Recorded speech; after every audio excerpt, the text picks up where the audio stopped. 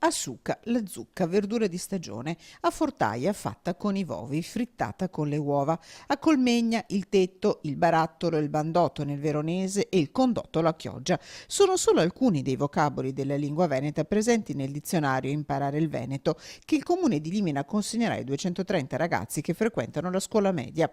A distribuirli classe per classe ci penserà Giodi Barichello, consigliere delegato all'identità veneta. Perché insegnare l'inglese, perché insegnare le lingue delle scuole?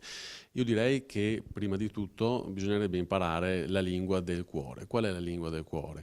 Il Veneto è la lingua dei nostri nonni che hanno combattuto 2 guerre, di chi prima dei nostri nonni ha combattuto a Lepanto. Conoscere la storia del Veneto, conservare la lingua di un popolo di mercanti, abili artigiani e industriali, non un barboso trattato di storia, ma un volumetto agile e ricco di contenuti. C'è un po' di tutto, quindi si insegna proprio ai ragazzi le varie parti anche della casa, il bagno, la cucina, e il tineo, che sarebbe il salotto.